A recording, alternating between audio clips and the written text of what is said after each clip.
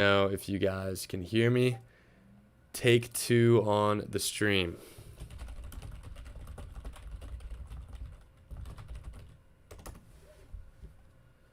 Throw that in the chat. Let's see.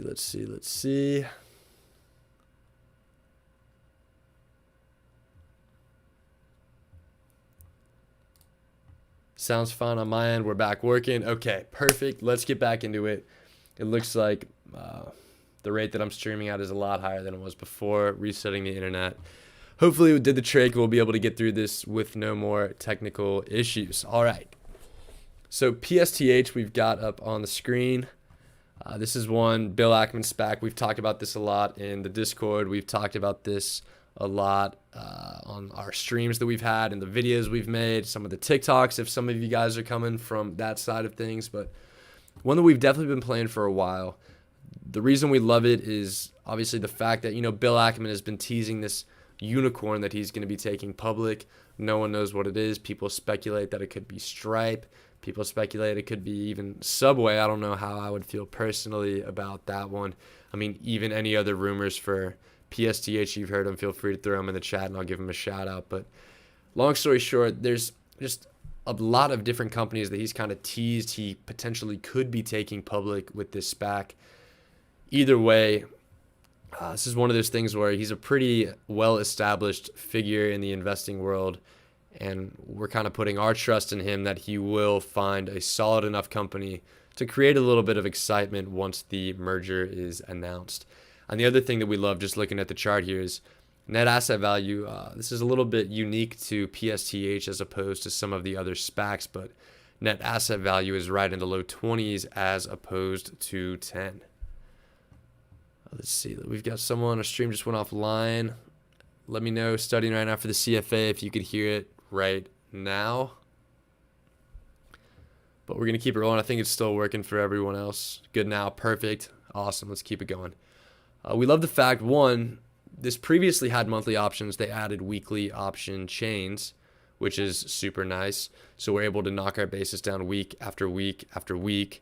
And the other thing is that this call premium, due to the speculation of what people perceive to be an impending merger announcement, has created some really nice week-to-week premiums. I mean, you could get out of the money at 28. Obviously, you'd be capping your upside pretty significantly at that level, but you could get over $1 of premium if your focus is on dropping your basis. Or if you still want to keep that upside and drop, still over 50 cents, you can get 70 cents of premium as it stands today on the 319.30 strike calls, which would still provide you with what? Like 10% upside on the shares and a decent premium on that. And the way that we've had this trade going for us, we could go into the tab that we have it broken out in. We did re-enter it.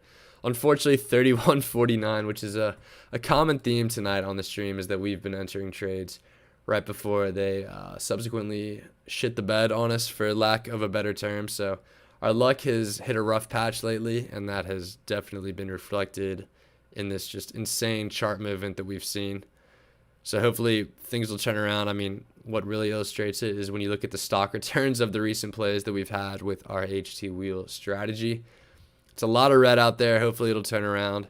Part of that is related to the nature of some of these stocks that we play, just because we like to take advantage of good premium and feel that the premium can outweigh any potential drops. And most of the time we are correct about that, but sometimes we do find ourselves stuck in a couple trades like CLOV, VGAC, like we talked about, where they drop down, but eventually we're confident we'll be able to get it back.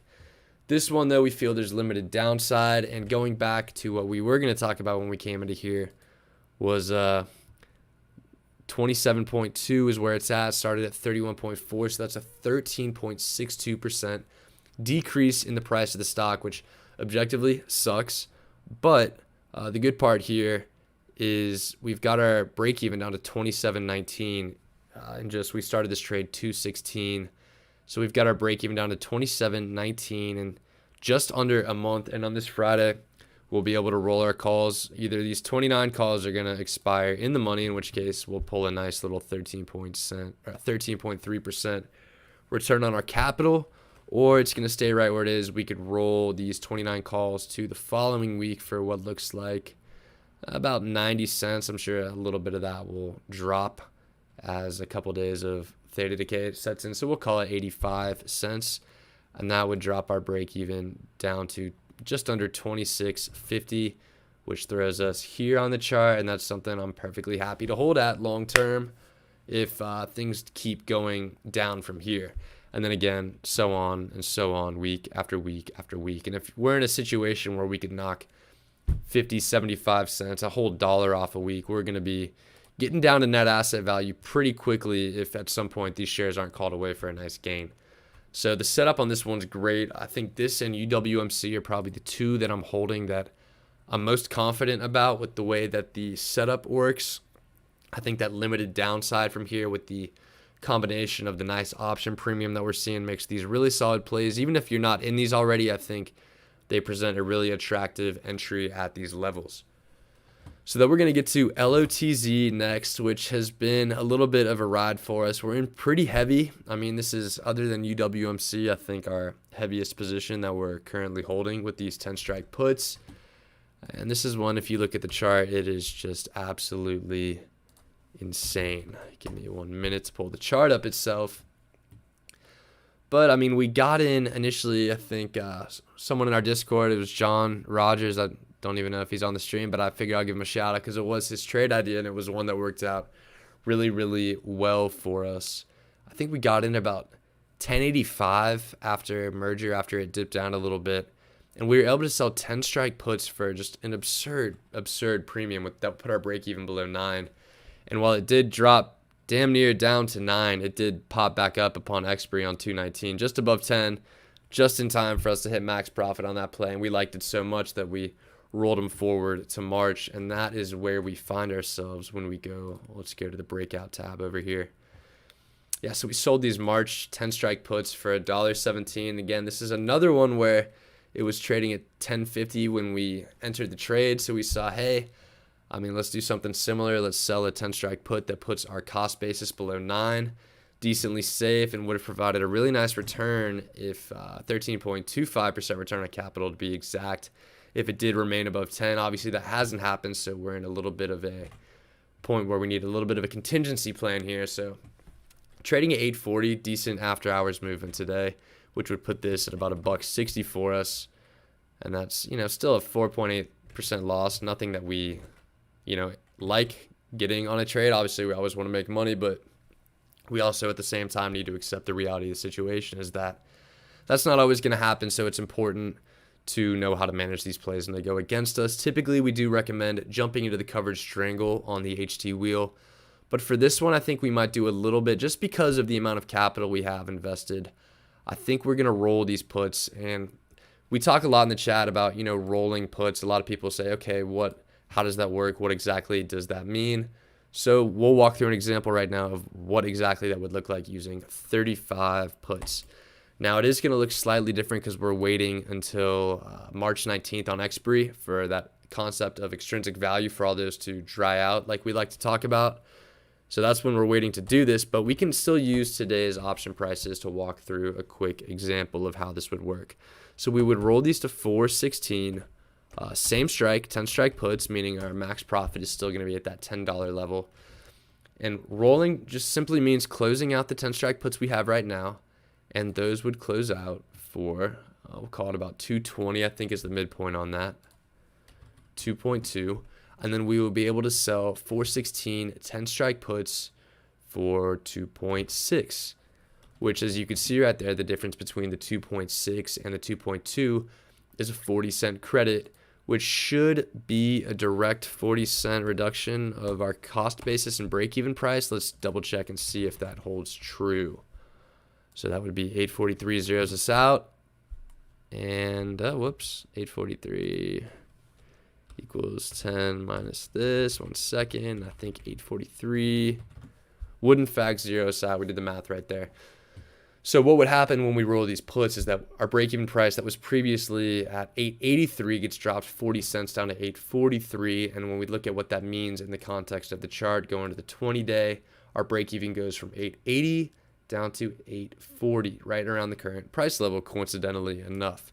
So that's not too bad. And there is, like we mentioned, a little bit of extrinsic, well, a good bit. There's still 60 cents of extrinsic value. So hopefully that credit we get when we roll will be a lot greater than 40 cents. So we could really get our basis down near 8, which another one just holding a 8 basis till April, where we have the potential for it to run up to 10 and hit max profit of 18.6% in just a month and a half.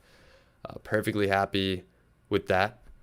So that is tentatively our plan for these lots 10 strike puts, and that is what we're going to do. You are also equally, correct if you want to take assignment on the puts that you own, sell a put, and then sell a call. That'll get your basis even lower, but for now, just due to the capital we have invested right now, we're not trying to increase our stake, which is what a covered strangle would do.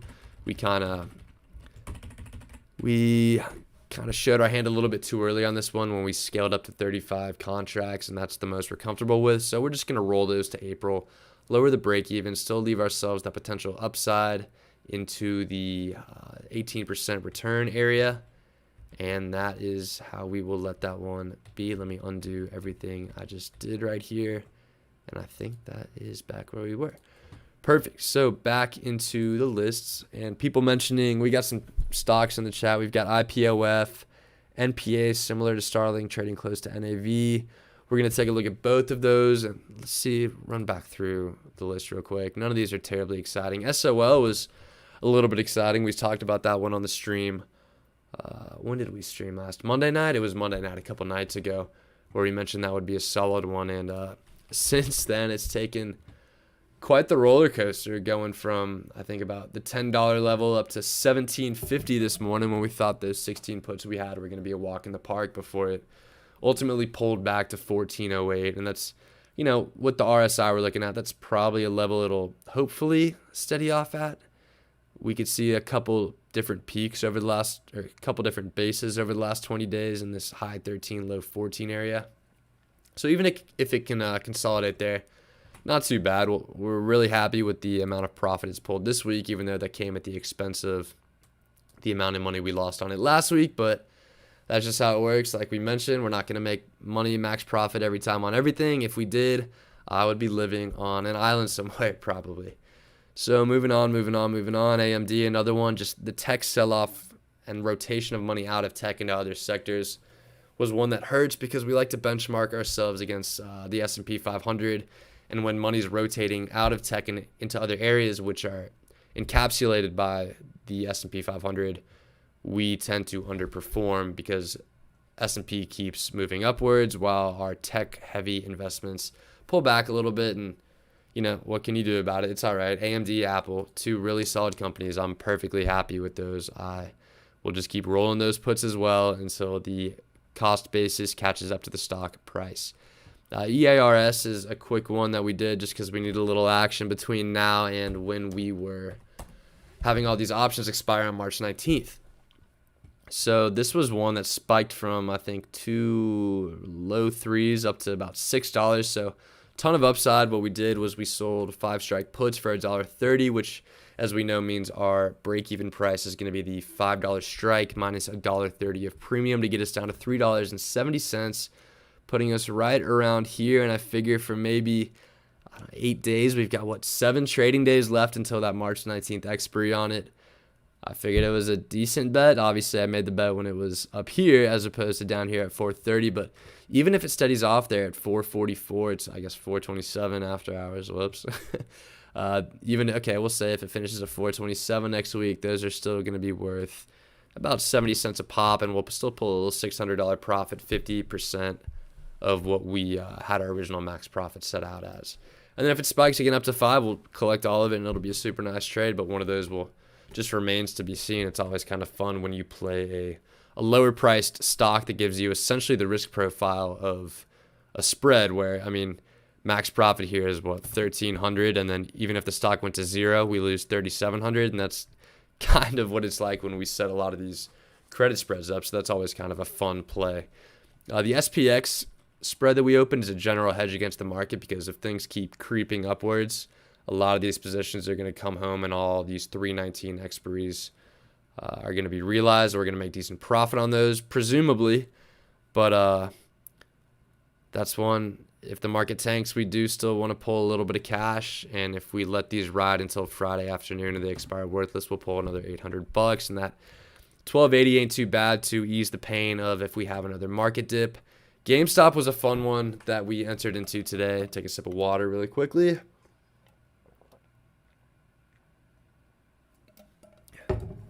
All right.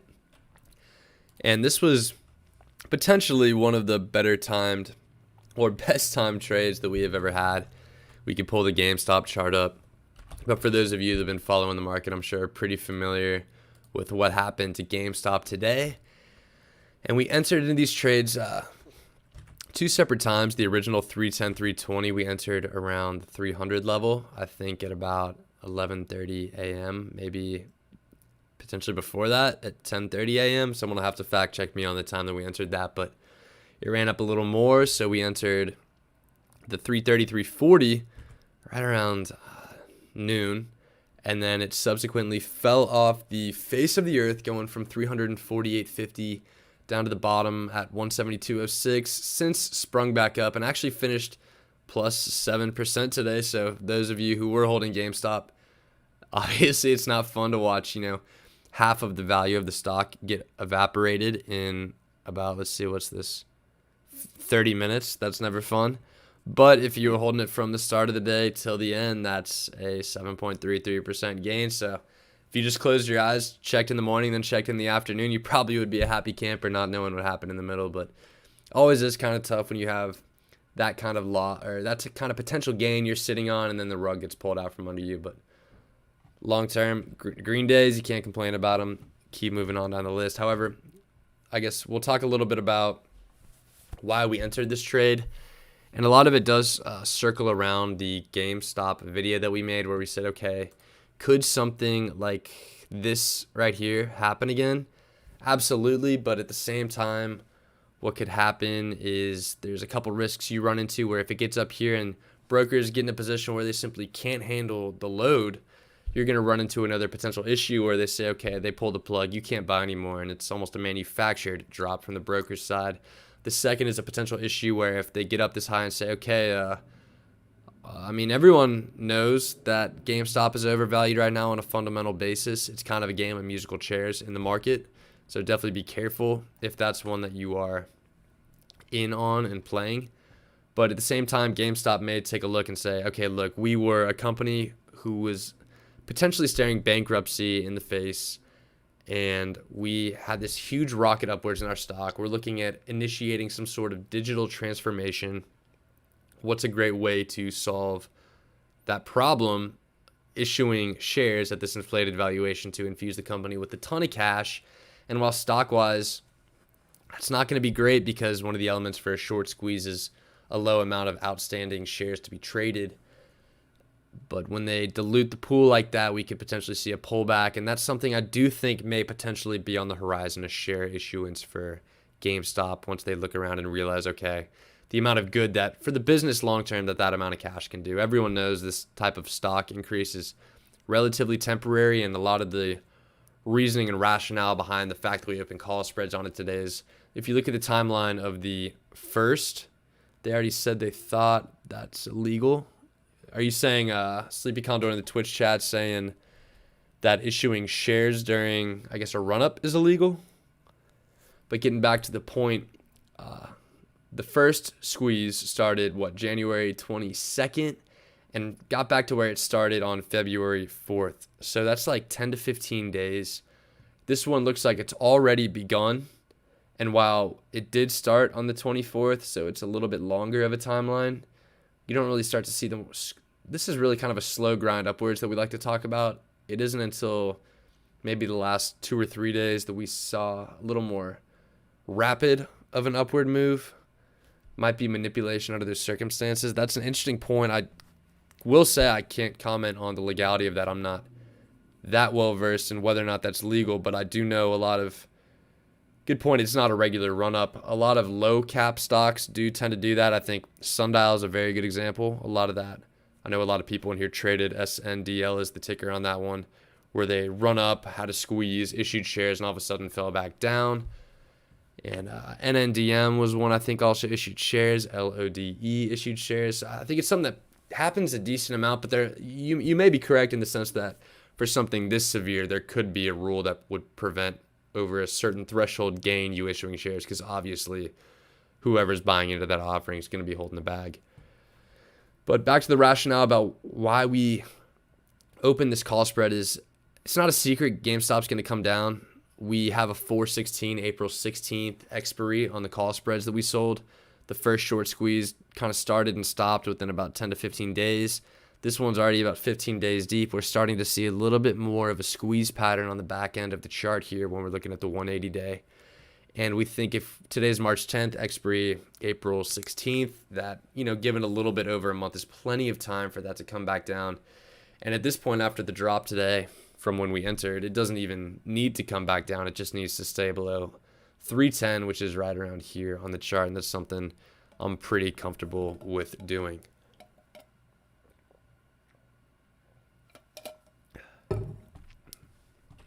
All right. And I think that pretty much takes us to the end. And then we have Clever Health, which similarly to VGAC, this one kind of sucks for us. And we're just going to be rolling puts until we can hopefully get that basis caught up. 631 was not a fun number to see, but hopefully this is the start of a bounce at least back up to the 10 level. Because I think that's the point. We could go back into the trade breakout that we have here. Yeah, our break even's 1074. So if we can at least get up to maybe the 9 or 10 level and sell 10 puts, that could give us more than a 74-cent credit. And that would at least give us the opportunity to enter or to exit the trade at break even. That's something we happily would take, because this one has just been a straight line down. And that was due to I think largely in part, I guess one half, the fact that, it's a typical lifespan of a SPAC merger target announcement. There's a bunch of run up before. To address Jerry's question in the chat, we don't hold IPF right now, but we'll definitely talk about it. So we'll address that one right after this. Let me throw together a list really quickly just to keep some notes about what we want to talk about. IPOF, and then there's another one, JMarch through in there, NPA. WOOF is one we could take a peek at. And I think those are all of the stocks that we had mentioned. If I've got IPOF, NPA, WOOF as tickers to discuss. If there's anything else you want to hear, let me know and I'll throw it on the list. We've got plenty of time. I think we're 47 minutes into this stream, but I don't have anywhere to be for the next hour or so we could get into as much of this as we need to. Anyways, Clever Health, the plan there is just to keep rolling puts for a premium and hopefully exit at the 10 level if we can for roughly break even, because I will take break even at this point. And additionally, when you have a drop that's this steep, typically you could see some pretty quick rebounds, because there is typically a lot of shorting on the way down, and that could cause a nice spike or rebound. So maybe we could see something like that that'll give us a exit opportunity. But one of those things, we just stay patient. Our shares, or I guess what our cash secured puts, which essentially is glorified share ownership, we could roll this forever. There's no definitive expiry on our position, so we'll just be patient and sit back and wait. And that's where a diverse portfolio kind of helps, because if I were only holding CLOV, it would be a pain in the ass to stare and watch it every day. But I'm perfectly fine just having this one sit on the back burner while I manage, the rest of what we're holding on to. So that is one thing. When I first started trading, I'd get super impatient because, I'd only have one or two positions. And if one turned against me, I hated sitting back and waiting. And I would try to overtrade in a way and kind of screw myself out of missing recoveries, because I thought, I might as well try to do something crazy here to try to save one of these positions. But having portfolio diversity, admittedly, is something that has really helped me with just being patient with plays like CLOV when they've just completely taken a dive on you and you need to be patient for them to come back up. It's easy to focus on your other plays in the meantime. So we've got a few more suggestions in the chat that I'm going to add to the list. PLTR, that's always a chat favorite. ET, and then TSM. So to kick it off, we're going to jump into IPOF. And I think I've got a text box on here where I could say what ticker I'm talking about. Yes, we do. So it's going to be 1, 2, 3. IPOF is going to be that ticker. And let's take a look.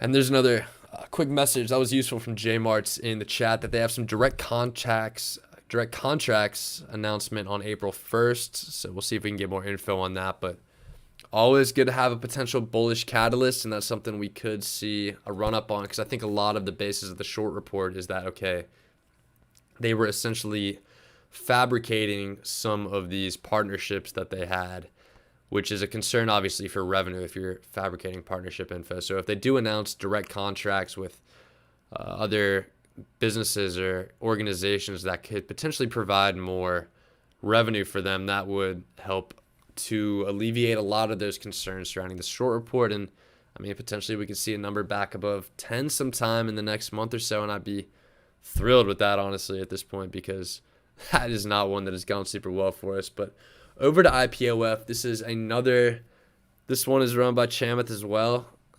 This SPAC, I don't think they've announced a target yet, honestly, and checking the news. Yeah, this is one that has still just been kind of in a holding period waiting to announce a potential target. And I'm getting an Amber alert on my phone, so apologies for getting distracted. But if you are in the Southeast and see a 2014 gray Honda Odyssey, call that one in. So back to IPOF, 1157, a pretty significant drop down from 1447, which was just over a week ago on March 2nd. And that one hurts because it did seem like one that was such a solid value. I know 15 strike puts are one that we recommended in our trade ideas. And I don't remember exactly, but I think those would have stuck you with the basis in the high 13 range, maybe. Don't remember the exact number, maybe mid 13. But either way, if you are in that position where you sold those, being stuck in the mid 13 range isn't that bad long term on this stock. Because that way, I mean, obviously, it's 1157. It sucks to have a 1350 basis. Objectively, that part's obvious. But what can we do from here with a 1350 basis?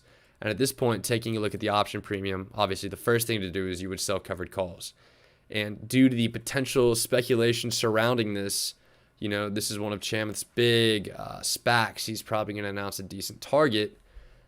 There's right back at 15 strike, there's 48 cents of premium, which right there alone would take your basis down to the 13 level. And having a $13 basis over the next month, if he announces something where it pops back up to 15 at this level and you get him called away, there you go. You're sitting on almost a 20% gain on a trade that went against you pretty quickly. So that's one quick way out. But then looking around even further, I mean, guess potentially what you could do is strangle with the 12.5 strike put. And this is, while it is in the money, you still have 65 cents of that extrinsic value that we like to talk about. So that's another direct reduction of your cost basis. So essentially, if you entered into a strangle with this, and I guess we can maybe build it out on the tracker if we wanted to visualize how that would look. I don't remember what the exact numbers were. We could do our potential trades here. IPOF. We'll say it started at what, like 1475 or something like that. And it's trading at 1155 right now, I believe. Yeah, 1155. So let's say you were assigned 100 shares of IPOF at the strike price of 15 that you sold, but you sold one of the 319.15p, which is what was assigned to you, and you got maybe $1.25. If anyone was in on this play, feel free to let me know what the initial premium was on this so we can make the numbers potentially a little more realistic. But I do think it was in the range of maybe 1.5 on here, which would make your break even 1350, I believe. Yep. That's what zeroes you out down there. So the question is, with it at 1155, you're sitting on well, this is wrong because it's taking your return on capital based off of something that's incorrect. Your actual collateral is going to be 1500 here. So you're sitting on a 13% loss, which objectively, again, that sucks, but the stock has decreased 21.7%. So that's even worse, but that's where selling puts helps cushion us at least a little bit. So what would happen? You get assigned the 100 shares at a 15 strike. You own the shares at a 15 basis. That loss flows through the shares. You collect that 1.5 in premium on the puts. And what do you do from here? The answer is potentially to enter into a covered strangle. So like we mentioned, that's you're going to be selling 416, 15 strike put. since that is 15 strike call, and that's a covered call. And for that, you're going to be able to get, let's go into the April series.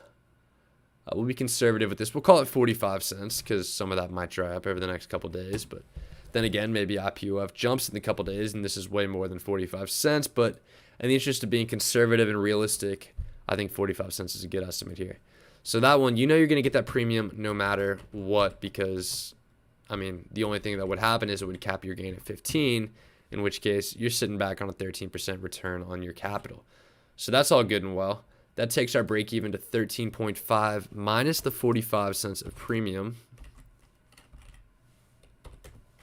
13.05, let me double check that. Yep, zeroes you out again. So at 11.55, we're still in a losing position, but then the other half of this, obviously for the covered strangle, is selling a 416 12.5 strike put, which might be a little bit of a variation from what we would typically suggest with the 10 strike put. But due to the nature of SPACs and their price floor, there normally isn't any decent premium on 10 strike puts, because that's the net asset value. That's the concept of the price floor that we like to talk about. And it's not likely, at least pre-merger, that it drops below that. And that's reflected in just the absolute zero option premium there on those 10 strike puts. So what we would want to do is sell these, which the midpoint is roughly, 158 on those, which still have 65 cents of extrinsic value. We're going to call that 158 of premium. And to kind of make this dynamic, we're going to make this a formula. It's equals max 12.5 minus this and 0. So this will reflect what the value of this 12.5 strike put would be upon expiration on 4/16. So obviously 12.5 would be max profit. If it goes down to 10, we'd have a loss on that one at 2.5. We need to drag this formula down. But at 11.55, we're now only losing $150 as opposed to when we were losing $195 off the bat here. So we got a little bit of cash. Actually, it's going to be more than that because this sum formula needs to be dragged down to 8. There we go. You're not only losing 87, you're only losing 5.8% as opposed to being down 13% on the position just by nature of opening this. And the best part is that if this runs back up to 12.5, you're now making money despite a 15% decrease in the stock. And I'm not positive exactly what the break even on this is going to be. That was pretty damn close. It looks like 11.99 is the break even after opening this covered strangle with the in the money put as opposed to the out of the money put. And to answer that question, Michael Felix, yes, the wheel is our main strategy, but what we do is actually a slight variation of the wheel that we like to call the HT wheel, where step 2 is this covered strangle as opposed to just selling these covered calls by themselves. Because as you can see, yeah, the covered calls are nice because they pull in, that additional free $45 basically of premium from the call. But at the same time, that might not be enough for a losing position like this. We would love to collect some of this put premium too, which if we do sell that 12.5 strike put, it gets to $11.99.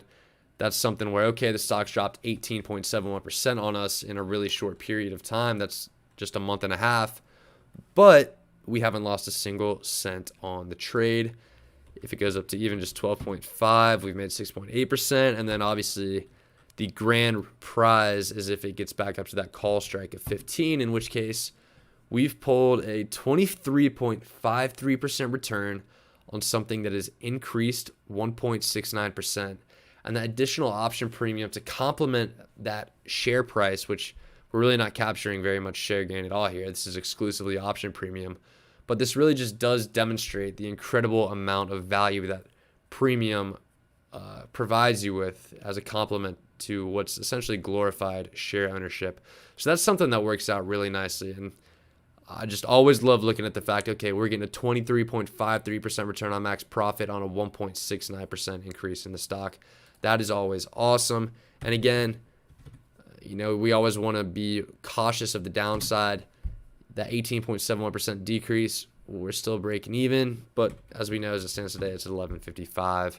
Even if it goes down further to 11, not great because the stock has gone down 25%. But You still only lost 13%, and your break even is 11.99 and will only get lower from there. And that's something where you could sell instead of 15, say, I just want to get out of this trade and maybe sell at 12.5 for 75 more cents and then get down to 11.23. And just point being, and sounding like a broken record a little bit on the stream as we go through these, but you're just going to be able to keep lowering that break even week after week. And there's really, in this strategy, unless something really, really goes against you, there aren't going to be losers. There are only going to be longer term investments, because at some point that break even will catch up with the share price. So that's, I guess, the way the IPOF trade shakes out, excuse me. So objectively, like we always mention, it sucks that we were recommending a trade right around here when there were a couple big old red candles that took it down to here. But as outlined in this, I guess, trade management strategy with the covered strangles, everything's going to be all right. And for all things considered, with the 21.69% drop, the fact that you're still going to be kind of afloat with only a 5.8% loss, even if it just remains here, and have the potential for profit on anything above 12, which is still an 18.64% decrease overall on the trade on the stock, that's something we're perfectly comfortable with. And was why I think this was a great one to enter. Maybe even more so now if you're not already in it. This is a great one to enter with the strangle, because you wouldn't have these shares, and really what you would be doing is taking this $300 loss out of the picture, and that's not too bad of a gain, especially if you got back up to 12.5, something like that. Obviously that's not exactly how it would look, but similar numbers, I believe. But so if you're in this already and it's dropped, no worries. That is how it's going to work. We always love selling premium, decreasing that cost basis. And if you're not in this one, as we outlined, now might be a pretty good time to get in with the way that this April call and put premium on the 12.5s is shaping up. Just be sure that you don't sell the 10s, because as we mentioned, there's just no downside on the stock below 10. So that's why there's no premium on the puts below 10 either. So that kind of sums up IPOF. Any questions on that, feel free to throw them in the chat. We got another one from Jules, ARBKF. All right, if we've got time, Jules, we will always have time for your stock suggestions. ARBKF. All right, I've got it written down. Next up is going to be NPA, which I believe was suggested by J Marts. As always, appreciate you popping into the streams, J Marts. Hopefully we can get this one analyzed for you. So very first thing, taking a look at the chart. This is, the process that we follow a lot. And this is a very interesting chart. It almost looks like IPOF on steroids, really, because you have that price floor, it runs up and then runs back down damn near to net asset value, where IPOF was at 11.55 and this is at 11.94. So I believe, I think it was mentioned that this is still in the SPAC phase. Yeah, New Providence Acquisition Corp, blank check company. So we've got some news on here, and I think for some context, did you mention, let me scroll back up on the chat really quickly to see, similar to Starlink, trading close to NAV. Let's see. Space Mobile. Okay, so they've already announced the merger, and they're merging with a company that is similar to Starlink, Space Mobile. Okay. Yeah, that's an interesting one. And I think what I like a lot about these futuristic Starlink-esque companies is the fact that, things may not be going well in the meantime for them. And a lot of the times you can get bogged down in, their earnings for X weren't great, earnings for whatever aren't great. With these more futuristic companies, you don't need to be worried about things like earnings on a week-to-week or month-to-month basis, because so much of their business is forward-looking. And a lot of that creates decent speculation, which I think is solid for a long-term play. Now, obviously, this is the first time we've pulled this up and have looked at it, so I can tell you the first thing about their financials, their financial condition of the company. Nothing too crazy is popping up here in the Analyze tab. We've just got book value per share. And that's just all based off the SPAC itself as opposed to the actual company, since they haven't merged yet. But we could get to our favorite part here, which is the option chain. And this is another one where, limited downside as illustrated by the lack of premium on the 10 strike puts. 60 cents of extrinsic value still on the 12.5 strike puts, which let me pull up the calculator really quickly. But a 60% return on 12.5 of capital. It's a 4.8% return just if it stays flat. And even if it jumps back up to 12.5, you're going to be pulling that full premium of 1.05 divided by 12.5. And that's an 8.4% return. So, I mean, from a value proposition standpoint here, risk to reward, that's not too bad, these 12.5 strike puts, if you're pulling a 4.8% return just off the stock trading flat, and then 8.4 if it runs all the way back up to the strike price. I like that a lot. And going back just numbers wise, that 1.05 premium would stick you with just under 11.50, 11.45 to be exact basis, which, let me go back into the 20-day chart to look a little more recently here. That would stick you right here. And honestly, really, really solid entry on something you could see pretty clearly from the chart has nice upside on it. And if you did potentially want to take advantage of that upside, a covered strangle for April might be a good move, where you play the puts and then buy 100 shares and sell something crazy up here just to be able to take advantage in case it does make that run up back to 20. Because, I mean, even 25, 30, 35 cents of premium on a 20 strike call, which would almost give you a 100% gain on shares in a month. That's some really, really solid value. And if you combine that with the amount of decent put premium here, which has a $1.20 of extrinsic value on it, that is not too bad at all. So I think that's something personally I wouldn't hate to look at if I were looking for a play. I think that's a really good suggestion, an interesting SPAC that's about to go through merger. I think people are getting a little bit wiser about the SPAC life cycle, where a lot of these sell-offs are coming pre-merger as opposed to just after the merger. So that's something else to consider. So SPACs in general have been beaten up a little bit lately, which we trade a lot of the SPACs and former SPACs in our portfolio. So we've definitely been feeling that one for sure. But, really solid entry, nice premium, and limited downside, at least until the merger from here.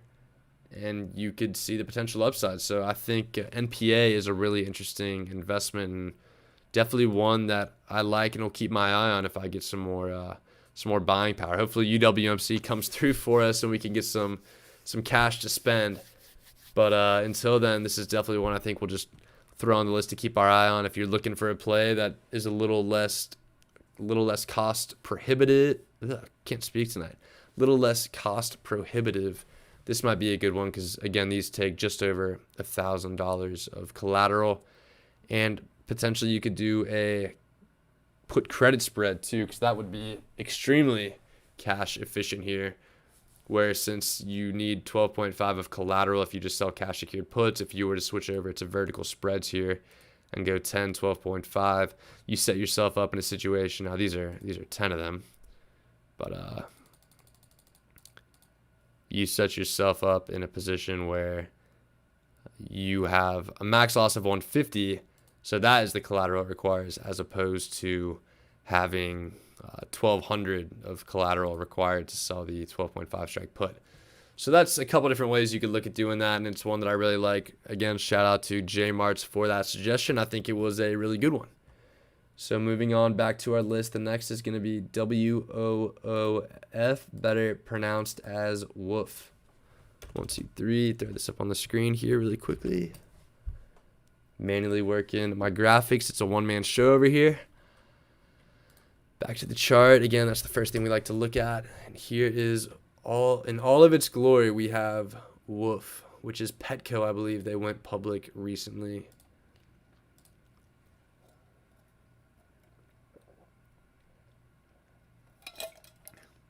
And if I'm taking random sips of water, or if I have random pauses, it's because I'm taking sips of water. But again, if I ever get around to getting the webcam set up, then you would just be able to see that, and I wouldn't have to awkwardly explain it to you guys before going into some due diligence on a pet company. But let's see. One quick question from YouTube on our GameStop spread. Are we going to cash out at 50% or hold to expiry? I think right now I'm leaning towards holding until expiry because, like we mentioned, I think GameStop is a game of musical chairs. No secret that it's overvalued, and I'm really expecting a decent drop, at least back below 200, where those would be plenty safe for the time being. And hoping to close, if we can get 70 to 80% of max profit early, that's something I'll be happy to close with. But otherwise, I'm perfectly comfortable riding those things out to expiration because I set them at a max loss that I'm comfortable taking and I could afford to take. So I think the value on those is just too good for something that's inevitably going to come down, where call premium has been inflated just due to the insane volatility and buying that we've seen in that one. So plan is to hold on to those. With spreads in general, though, I will say I think the GameStop one is a special case. With spreads in general, like you mentioned, cashing out at 50% is a really, really, really good idea because with how volatile this market is, we've seen how quickly something can turn against you. So over to Wolf, it IPO'd. Let me double check and make sure we got the whole chart in here. It IPO'd January 14th, so the 180 day is probably going to be the best for us here. January 14th, big green candle from 25 up to 31 on IPO days, since falling back to 17, or fell back to 17 rather before, coming back up to 21.6 where it currently stands. So obviously we do love to talk about entry points. This would seem like a decent entry point just based off the chart because it traded in this 25 to 27 range for a decent period of time. And I mean, the stock's pretty new, so decent period of time might be a little bit subjective here, but from about the 20th of January to the 8th of February for that 2 or 3 week span before starting to begin its descent down below 20 and then popping back up here. So taking a look at the options, decent return on risk. Another one where we've got monthly as opposed to weekly. Let me pop open the volume, and there's definitely plenty of option volume. As you can see, 2,000 of these puts were sold. And now this is an interesting thing to talk about. We've got the option statistics summarized right here, and we could see volume obviously, but a lot of the times I see people talk about, call to put ratio. People are buying calls, it's bullish, blah, blah, blah.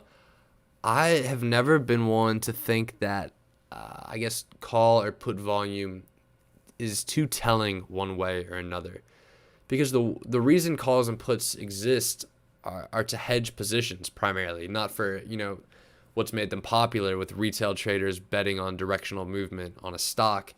So you don't really know why someone could have a put, or I guess I'm assuming this was just some huge 2,000 order size. And what's cool about this is, what people might not know, if you go into options, time, and sales, you go to the filter here. We want puts. We want March 19th, and we want these 20 strike puts. We could see every single trade that went through for the 20 strike puts today.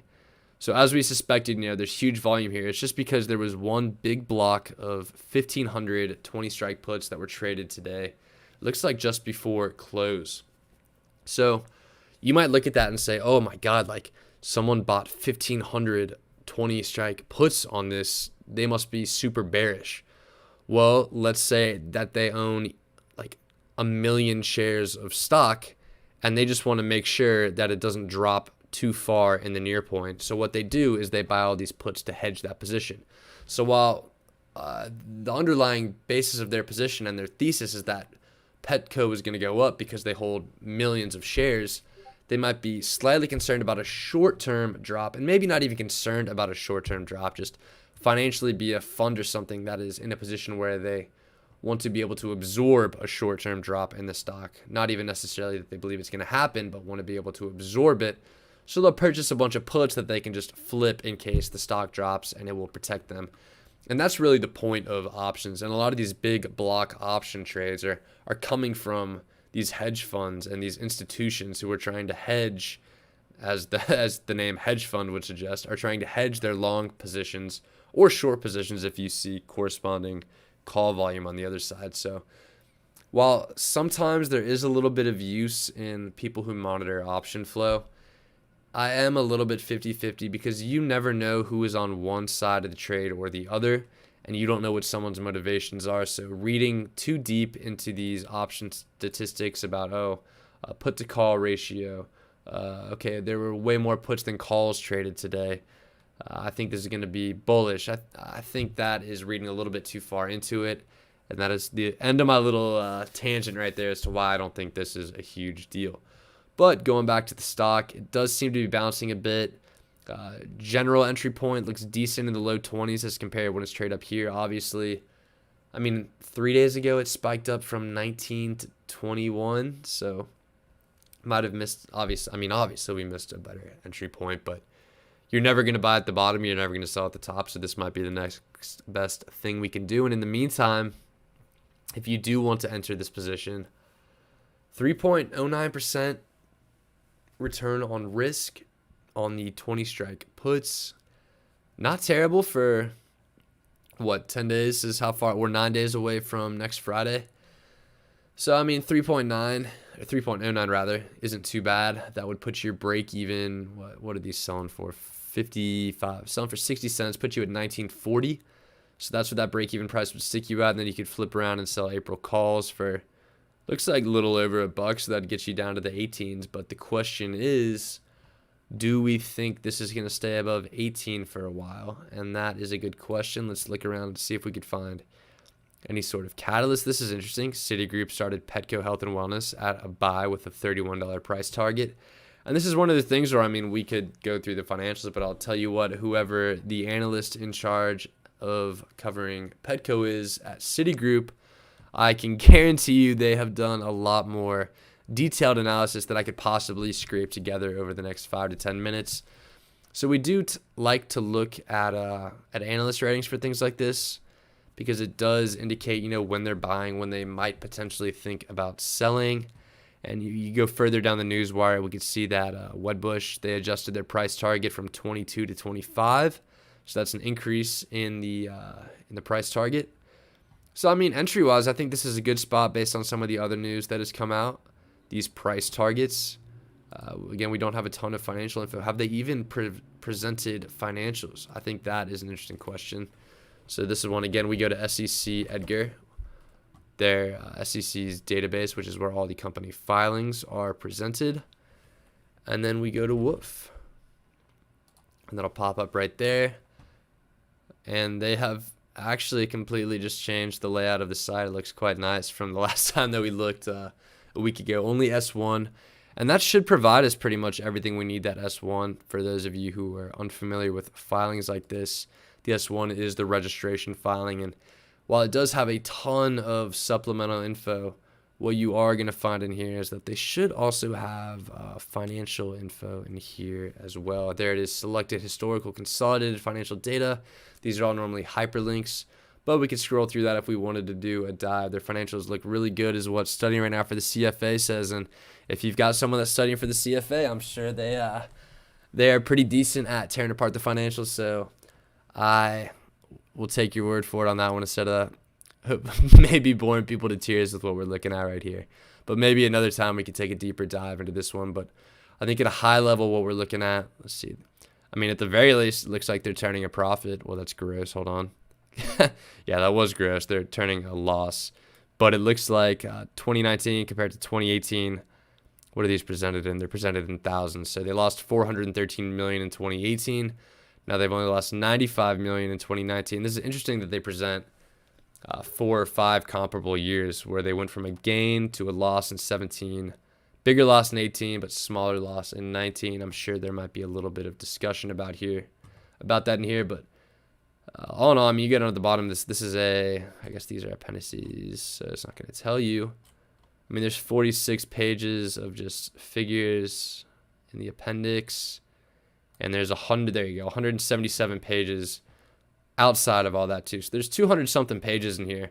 Typically a lot of good discussion about the company if you're trying to learn about the company themselves in an S1. Risk factors is normally something that's pretty interesting because we like to talk about the downside risk a lot. And these are, obviously there's a little bit of a bias in risk factors because they're talking about risk. Sometimes you'll read through one of these and never want to touch a company with a 10-foot pole. But it is just an honest assessment. Like, for example, a decline in consumer spending or a change in consumer preferences or demographics could reduce their sales or profitability. Their continued success is substantially dependent upon positive perceptions of Petco. So if anything, I guess, happens, and I guess as people like to say, now if Petco gets canceled, they could be in some hot water on that. But if you're looking at running a little bit of DD and learning about a company, learning about where some pain points on a company are, things like this, the S1, the registration statement, are super, super useful. We got a question in the chat about if we've ever looked at data scraping on Edgar, and no, we have not, to be honest. I think a lot of the time there are decent resources that summarize financial info. I mean, sometimes if I'm just trying to do a quick analysis of a balance sheet or an income statement like we did with GameStop in our video, we can just pop those open and take a look at the numbers for ourselves. There was also, I guess if you're wanting data for a financial modeling, maybe DCF or valuation type perspective, I think we've had someone throw a link in here that unfortunately I forgot what it was, but provided a really good resource to online website, that might be a little redundant, but a website that pretty much scrapes all those numbers themselves and puts them into some boilerplate valuation templates and DCF models and things of that nature.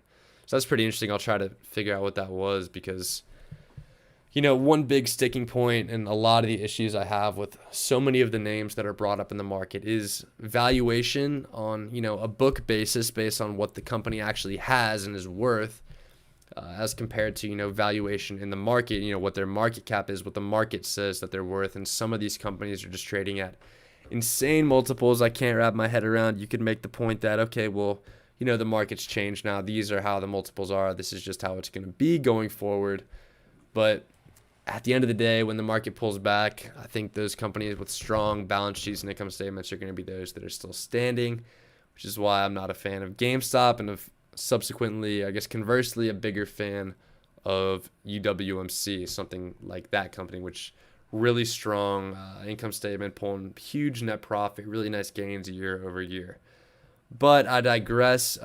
Petco, decent option premium, decent call premium on the other side of that if you want to turn around and sell that. But looks like it might be a little slower grind because, you're knocking, $1 in a month. As we like to mention, it does get a little bit boring watching these, month-long plays just kind of chug and chug and chug along. But we see down here, analysts have decent price targets. 25 and 31 is what we see when we pull up the newswire, and that's 31 up here and 25 right here. Those are both below where we're at right now.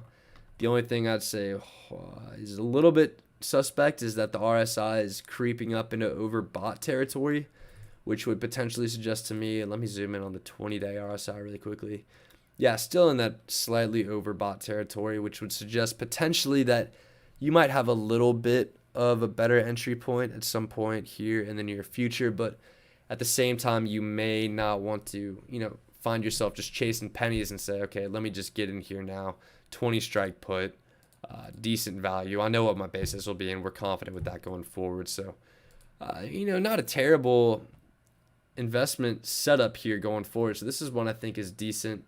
And again, we could talk all day long about, valuations, financial statements, and other things of that nature, but we don't have the time to do a full deep dive here. But strictly some base level TA combined with option premium, looking at some of their income statement trends that we looked at in the registration statement, the S1, and then combined with analyst targets, which are set by guys who are doing way, way, way deeper analysis than we could possibly throw together tonight.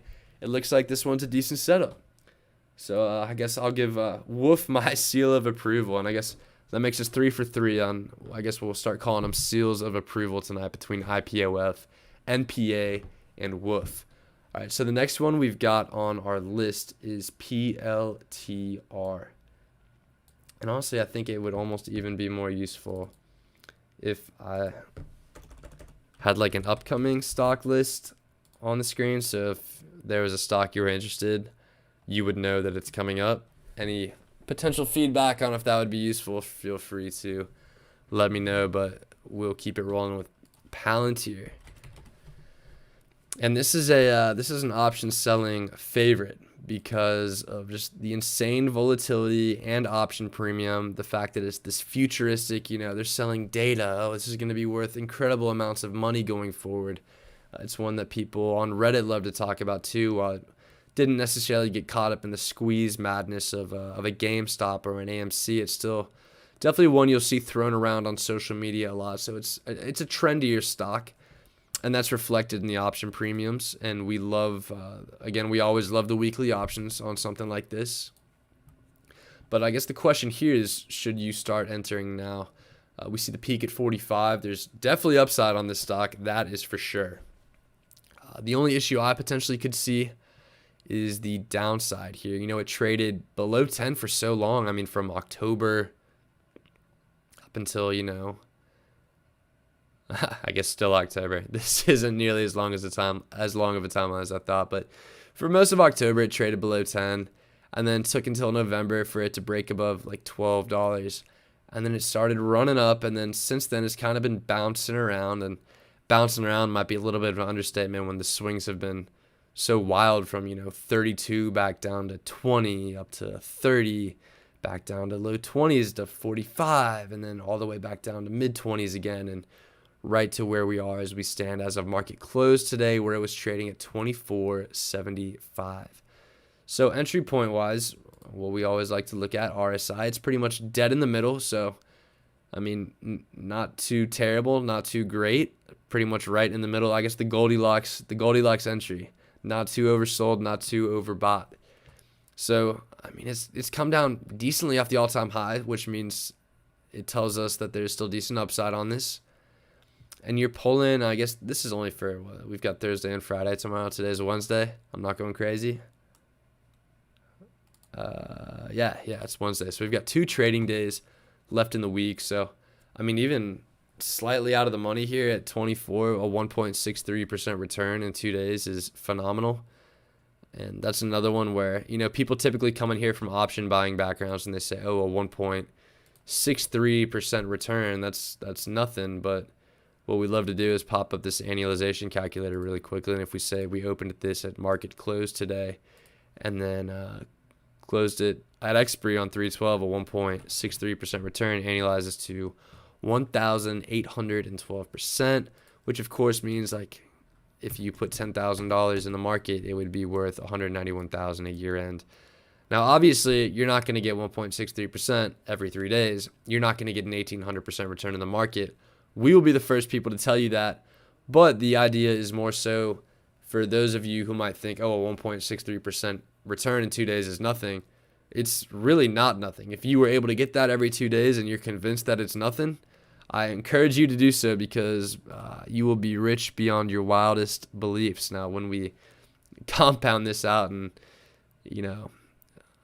extrapolate it over a 5-year period, the numbers get kind of funny because at the end of year 5, you'll be making 100,000 million, 25. You'll have 25.5 billion. You'll be, that guy on Reddit who made 50 million off GameStop will mean nothing to someone like you who's been pulling 1.63% every 3 days for 5 years.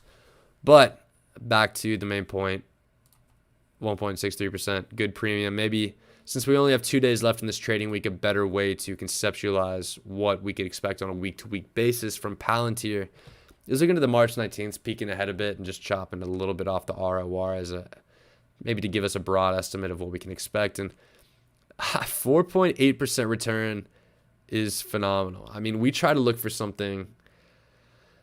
In general, I think 1 to 3% at max profit ROR is a really solid and safe target. One Flux 2, thanks for the follow. Appreciate that.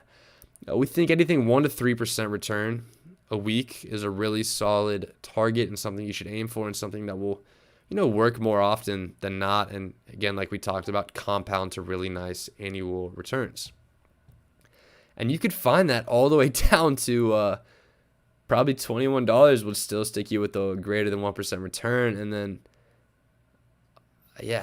long story short, I'm almost shocked at this premium. This is something I've been wanting to get into for a while. But of course, with these other positions, the way they've gone, a lot of my buying power has been tied up in those. So maybe, shifting out of VGAC and getting my money into PLTR might be something I look at doing in the future because we like to talk so much about, okay, you had a stock that moved against you. How long is it going to take for you to recover that money? Is it worth it for you just to just take an L and move along? And you fall so much into the sunk cost fallacy sometimes with the strategy we run, because we could say, oh, our basis is going to get lower every single day. We're going to be just fine eventually. And while that is true, is lowering your basis on VGAC to 1250 over the course of the next 3 months and then breaking even at the end of the summer on a trade really worth it when you could take that capital and to move it into something like this? And that is a question I probably need to ask myself a little bit more, but something I will consider, because this is almost just too good to pass up, these weekly returns. So, yeah, it's on there. I'm sure it got suggested because we've seen this on all over the internet. We talk about it in our Discord a lot. But I think a great entry point here on something, even if it drops further, let's talk about our basis here. We like to talk about our downside risk. If we sold these 23 strike puts for a 3.21% return in a week, which again is a phenomenal weekly return, we're stuck with a 23 minus 0.7, 22.30 cent basis, which is down here.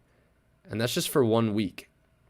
So that's either you getting a nice weekly return or you getting a pretty substantial, I think almost 10% discount on the stock. Not too bad at all for 1 week's work. And I say work, it takes 3 seconds to make the trade, and then you just sit back and do nothing for the rest of the time. So maybe calling it work might be a little bit ambitious. But even then, if you want to have the basis conversation and get more aggressive and go up here to the 4.8% return area, even that would stick you with the basis of 24 minus 1.10, which is 2290 mental math. And that's right here, 2290. Again, a really solid basis on a really solid adjusted basis, I guess, upon a potential assignment on that. So, I love the setup on these. Maybe we could be 4 for 4. I'll be giving Palantir another seal of approval. I think if this is one you're looking at, selling puts is an awesome way to jump into this. Even if you do get assigned, look at these call premiums. They're equally phenomenal on the upside. And that does reflect the fact that, the market recognizes this thing was pushing 40 about a month ago. So it could easily get up there again. That's why these premiums are elevated. And you could easily take advantage of that as you lower your basis week after week and put yourself in a position where you can get your shares called away for an incredible weekly gain. So I'm loving the setup on Palantir as well. Next, I guess we had one more question in the chat saying, hey, are we into Forex trading? And we personally do not do any Forex trading. This might be a little bit of a soapbox spiel from me, but I've found, I will say to preface this, I've done a lot of different types of trading. I've done, penny stocks. I've done buying options. I've done long stock. I've tried to do swing trading. I've done crypto. I even looked into Forex. And all of those led me to where I am today in option selling. And I do think I've been trading for about 8 years now, and I've seen all sorts of different strategies and setups and different ways people try to get an edge in the market. And I think speaking upon that experience, the best advice I could give is that there are no shortcuts in the market. And I think one of the best value propositions I've ever found in my time trading is with things like this, with the option selling strategies that we run.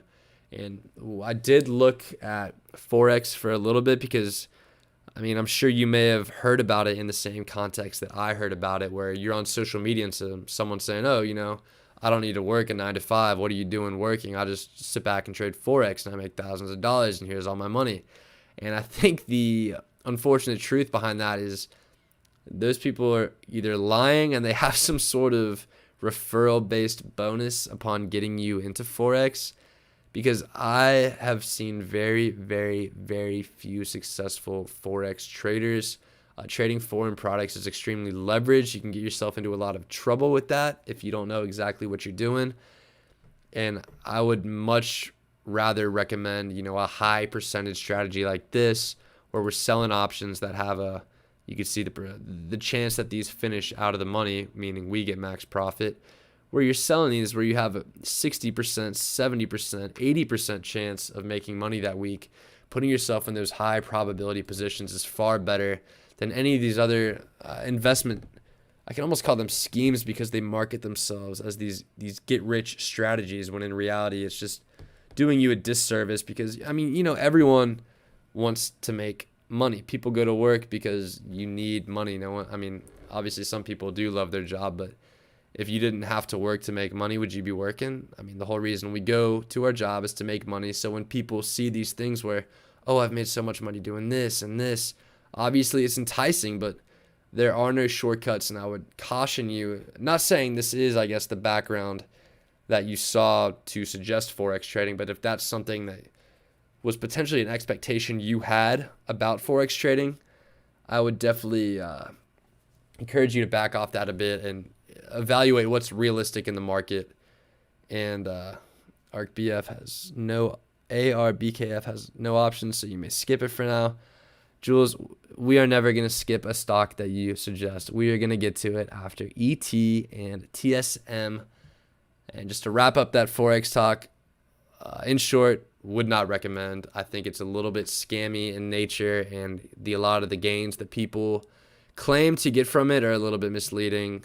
And unfortunately, I think a lot of, not naive, but people who are trying to learn the market and make money for themselves get, sucked into that. It's easy to when you see people doing something like that, but I think it's in everyone's best interest to stay away from those get-rich type schemes or any sort of investing strategy that, advertises itself in that nature. So moving on to ET.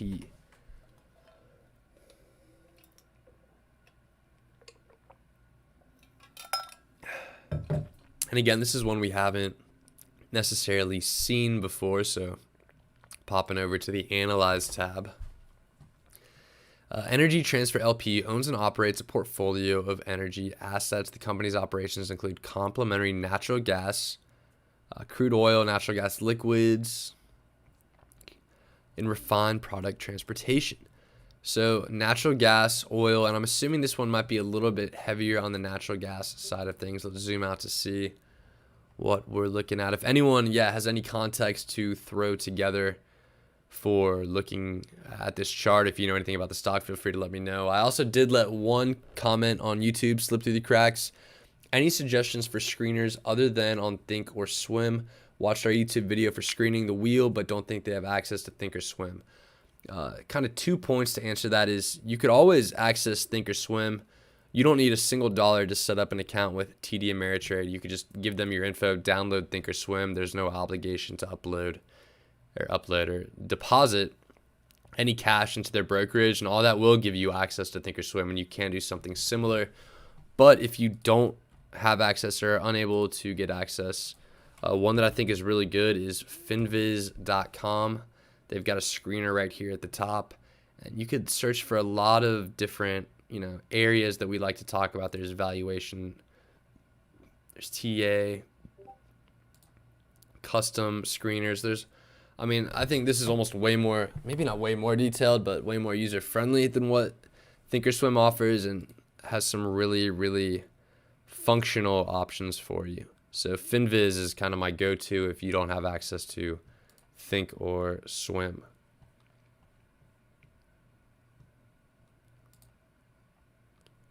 All right, and getting back into ET is where we are at. So energy transfers, again, if anyone knows anything about it, feel free to throw it into the old chat and we can address it. But moving on, energy transfer, they are in natural gas, oil. Let's check the news first off. That's always good. Shares of several oil companies are trading higher amid strength in crude prices, despite a larger than expected inventory build. So let me check. The only other oil, I guess the most general one, is the United States Oil Fund. So I'm assuming this, similar run up over that time frame as well. So I think while they do market themselves potentially in that Analyze tab as natural gas, but having crude oil and things like that, I think a lot of their run up lately is due in part to that crude oil itself. And if we back way up, they used to be trading at the $20 level. And near the COVID drop, when a lot of these companies essentially found their 1 year bottom. They went down to 375, it looks like. Back to the 180-day chart. We like to talk about entries. This one, probably not the best entry in the world. I mean, it's still back up in the red, and why we think RSI is such a good indicator, we'll do what we always do. This time it got up into the red, fell back down, gets up into the red here, falls back down, gets into the red here, immediately falls back down. Same deal, gets up into the red here, and then falls back down. And now you can't say, oh, well, got up into the red here and then kept going upwards. But I think that's really kind of the exception rather than the rule for when we see the RSI on the stock go up into the red. And once again, it is at 74 in overbought territory. So officially back up into the red, and again in the red on the 20-day. So from an entry perspective, I don't think this one is going to be going up in the short term. And by short term, I mean like day, 2-day, 3-day term. No comment on the long-term potential performance of this stock.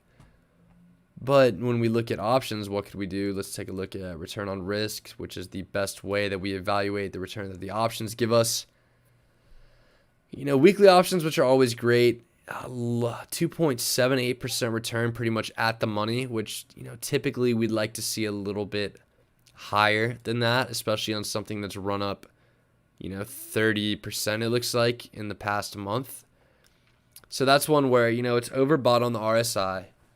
You're only getting, let's see, even if we look at March 19th, you're only getting 23 cents of protection on the downside, despite the fact that it's run up basically $2 full in the last month. That's something that gives me a little bit of caution as well. And the fact that oil in general is just on this huge run right now, I would definitely wait for it to cool off. And one thing that we got into on our stream on Monday night is the discussion about, you know, green energy. And I think oil itself is something that's trending in a direction where it's not necessarily going to be around in the long term. So that's something I would be cautious of. I think oil in general is on its way out. And while that may not affect, you know, the 10-day outlook on a stock like this, I do think it's something that's important to keep in mind, because if you are, now you don't need to have, again, I say this a lot, you don't need to have the same opinion on me about oil, but in my opinion, oil is something that's going to be trending down in the long term and maybe headed to zero. I mean, there will still be some use for it in society, but obviously I don't foresee 5-10 years down the road that it'll be anywhere near as prevalent as it is today. So I personally wouldn't be investing my money into something that I know is potentially trending downwards in the future. So that's kind of the approach I take to that. I do tend to avoid stocks like that, which is why I do have, you know, a stake in SOL, which is solar energy. I like a lot of that. The green energy, I have a stake in ICLN, which is a clean energy ETF, which I thought was interesting. It hasn't been performing terribly great for us, but that's just kind of my 2 cents on when you take a step back to not only look at the stock, but think about the industry that it's in as well. For me, like I mentioned, I think oil is kind of on the way out. Combine that with the fact this isn't the best entry point as indicated by the RSI. And when you look at the option premium in tandem with that, you don't get nearly enough downside protection in comparison to the run up that it's had lately. So I personally would stay away from ET.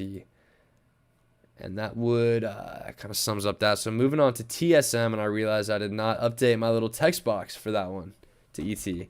But for TSM, I'll be sure to do that. So in the bottom left of your screen, it is now accurate to based off what you're seeing on the screen.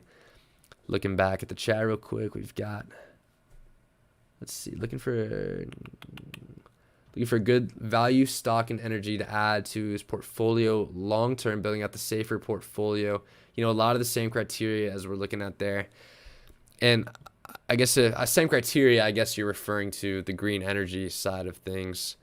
The one thing I will say is, I mean, I'm sure I haven't done the deepest dive on these, you know, green energy type stocks. I really just kind of trade what is in front of me, what's in the news, where a good premium presents itself. But it seems to me that, you know, we're not the only people who are thinking that way. And a lot of these green energy names are pretty inflated potentially in price right now. Like, even if you look at ICLN, which is that ETF, It has pulled back a bit. I think this is one that's a really, really solid long-term play, just due to the nature of the fact that it's a S&P Global Clean Energy ETF. That probably will much better serve you than trying to pick one or two winners or losers, since, if we see a good move in the sector itself, it's going to be reflected in here, since this is comprised of a lot of different companies in the sector. Now, I don't know off the top of my head, but if we look at the prospectus, we could see which companies individually are in there. I think that might be something that's interesting to do really quickly. CLN Pro, nice spelling, prospectus. So if you want to see what is going on with an ETF at any point in time, this is what you do. You're going to want to look at what's called the prospectus. And any company that issues an ETF is going to have one of these. It's available to investors, and I think available to pretty much whoever. And you look at the portfolio here, and it tells you exactly what they're holding and how it's weighted. So if you said, okay, let's think, I don't want to hold this ETF, but I do want to do a little bit of research on clean energy companies. This is a really, really good place to start, because if the iShares ETF is holding something like this, they've probably done their diligence on what they think embodies a decent clean energy company. So you could, there's 5 pages of this. We could individually go through these at some point in time, but I think this is a really good place to start for finding things that are, in that clean energy space. Or you could just, completely play it safe and just buy the ETF, and then you got a little piece of all that stuff and let them do the work for you. There's I think there's a pretty small fee, a 0.46% annual expense ratio, which, whatever. That's the price you pay for having them pretty much aggregate all of these shares in one holding for you. Nothing I think is too significant, but this is one I think isn't too bad. If you look at stuff like SOL, you've got things that have made a run where it's gone from 1.1 to 36. That might be a little far-fetched for a solar company. FSLR is another, First Solar, where I think this is one that's a little more reasonably priced, but still gone from 28 up to 112 in the past calendar year. Now, I think that might include the COVID crash. Let me back out to 3-year, but even with that, I guess it's still trading at the same level it was 3 years ago, so not as obnoxiously overvalued as compared to what we're looking at with SOL. But again, playing it, unless you do, it's okay to be in the business of saying, okay, I want to pick these stocks, this, do DDD, good Lord, do DD, due diligence on a few individual names, and then throw those in my portfolio. But I think something with the setup like this for FSLR looks a lot better than something like a setup with SOL, where what we love to talk about, there's this huge potential looming downside. So going on here, we've got someone who told me to check the Discord. All right. Moving on to the next thing that is on the list, TSM, like we mentioned. Okay. Hopefully you got that there.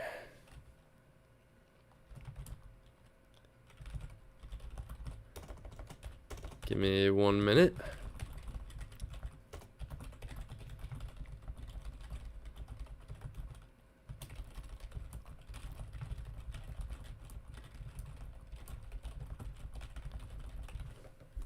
Okay. Now let's get into what may be our penultimate stock on the night, TSM, Taiwan Semiconductor, which I think we talked about this pretty recently. I think this was one that was brought up, and we came to the conclusion that, there is this run up, but if you're looking for an entry point, planted off this high of 140, not too bad. But again, not that we claim to be, experts in TSM. And we've got that. Let's see.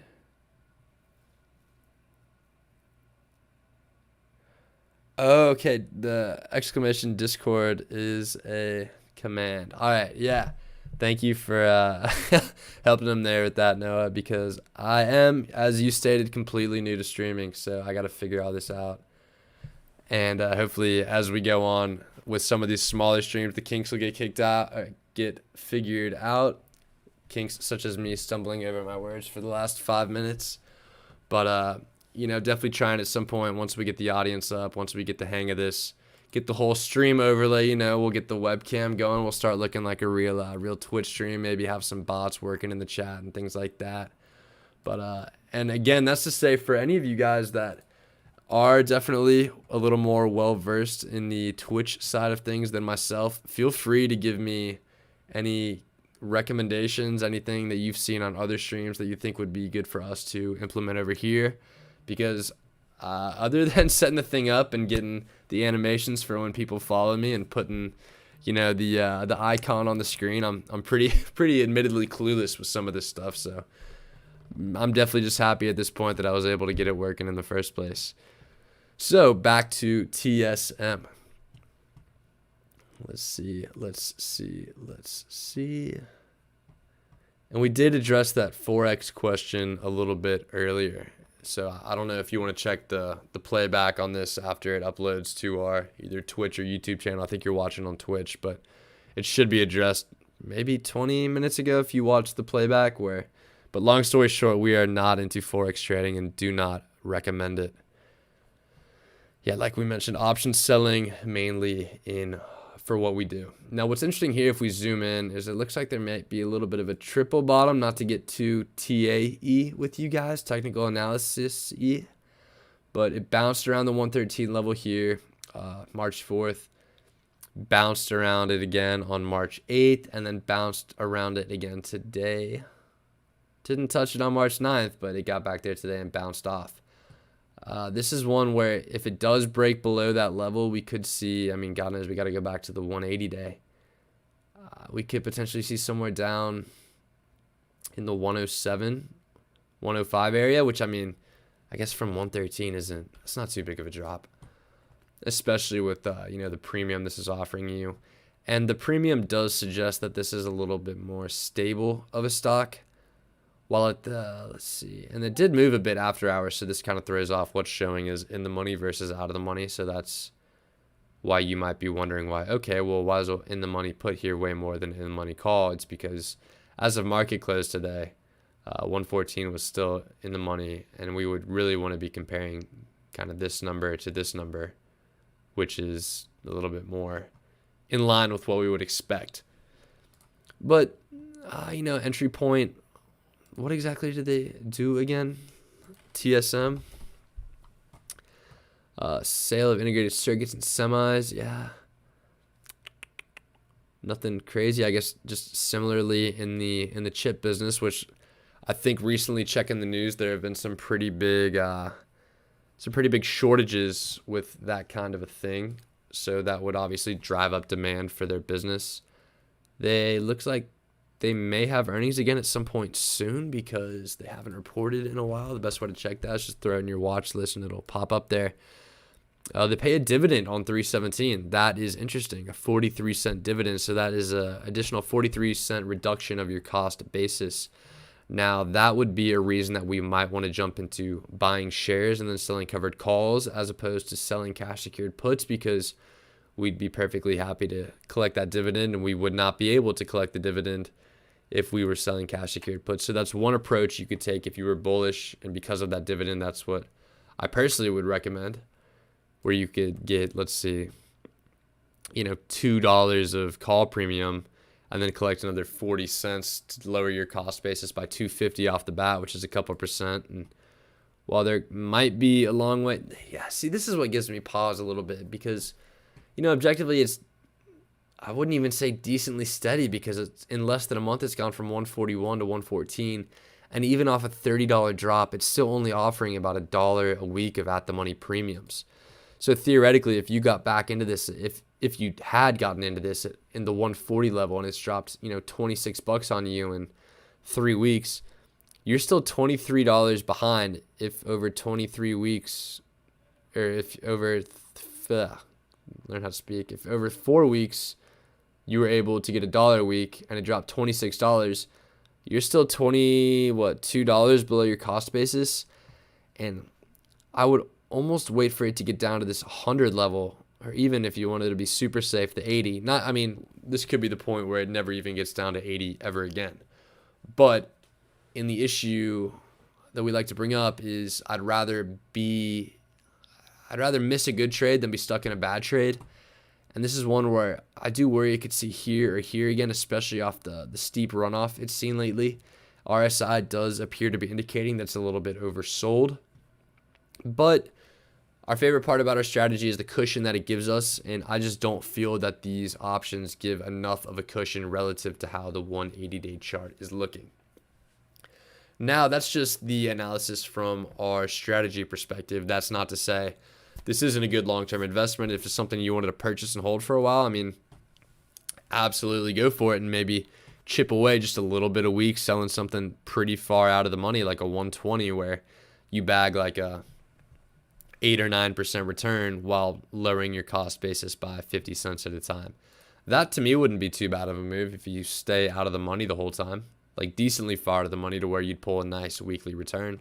I think that's a decent play, but I don't think the put selling has as much value here in the whole value proposition of the HT wheel doesn't really apply based off the premium that we're seeing. So, HT wheel wise, I'd stay away if you do want to purchase shares long term and then maybe sell something like these 120, 121s. We could even look like further out of the money or even further expiry and just, chip away at that basis week after week. And if it has a big spike like we've seen maybe here or like here, it doesn't seem like it spikes a lot. Maybe one back here in September. That was a while ago, but if you're interested in pursuing something like that, I think that's a decent opportunity for you. So moving on to our final stock of the night, and that is going to be ARBKF. We're going to call it Arbakuf. So put that up on the screen. ARBKF. This one is unique in the sense that it doesn't have options. But let's see. Okay, that should have updated. ARBKF. Jules, we would never leave out your stock, even though it doesn't have options. We forgive you. Okay. Now this one may be a little bit more unforgivable, Jules, because just before Christmas, it was trading at 20 cents a share. What's going on here? 17 cents a share. It looks like it IPO'd. It's Argo Blockchain. Back to the Analyze tab. ARBKF.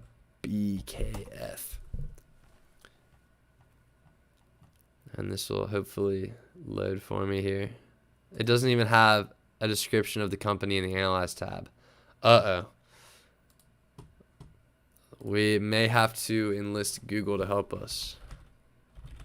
ARBKF. Argo Blockchain. The leading cryptocurrency miner.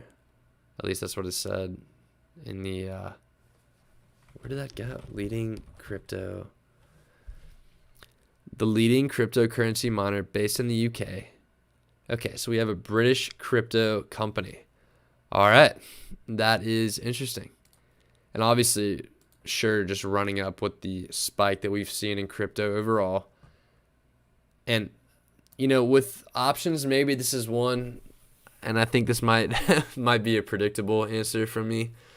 But with options, it's one that's been so volatile lately that you could justify, selling like a 2.5 strike put because, if it went down, you'd be stuck with the basis here as opposed to buying at a 330 basis where, it looks like it's run into some, going back to the 20-day chart, some resistance in this level. And if it drops below this level, we could see 1.5 again, which from the current price is an over 50% loss. We've got More4 hiding and listening. I know More4 has this as well, so I apologize to both of you, but I guess my honest opinion on this one is, it doesn't seem like the risk to reward is there, unless there's something I'm totally missing with this analysis, and feel free to correct me because we're just looking at the chart here. But you know, it topped out in this 4 area, back down to 329. So you may say, oh, it dropped 80 cents, but what's going to stop it from dropping even further if the crypto craze cools off and we see the 150 level? And it'd be one thing if maybe we entered around here when you had the potential for this run up. And that's not to say there couldn't be a further run up, but talking about things that are probable and maybe have a precedent, there's no precedent for this thing to run up. Like if it had been up to 8 before this and then drop back down to 3, you say, okay, you know, if crypto rebounds this thing, it might hit 8 again. That's something that might be a legitimate, you know, argument or piece of analysis. But the fact that you could buy at 3.3 and potentially drop back down to 1.5, which would represent a greater, like we said, a greater than 50% loss, I just think the risk to reward on that potential play isn't there, and you're playing with something in a super, super speculative and what I personally think is overvalued area. So this is one ARKBF I would stay away from. So it looks like we pretty much just hit the 2-hour mark on the head with our 1 hour and 45-minute current stream combined with a little 15-minute stream at the beginning with some technical issues. So we're going to wrap it up there. I appreciate everyone who tuned in tonight. Hopefully we can get even more people on for the next one, get some even more stocks on the list to go through for the next one, and hopefully the next time I'm talking to you guys, we'll have all made even more money than we have right now, and things will be looking up for us. So again, appreciate everyone who tuned in, participated in the chat. It always makes it a lot more fun when I'm just not talking to a blank wall here in my bedroom and I've got people to bounce ideas off of and hear different trade ideas from that we could go through. I mean, hopefully maybe even in the future we could get into some more, you know, some deep dives on different stocks as opposed to just briefly looking at charts and options. But that's all stuff I'd be happy to hear any criticism, feedback, suggestions about what would be a little more entertaining, or any suggestions in the future for the stream. So again, appreciate everyone who tuned in tonight. I'm going to be signing off since we have hit the 2-hour mark. So until next time, this has been the Hourglass Trader, where as time passes, we make money. See you guys next time.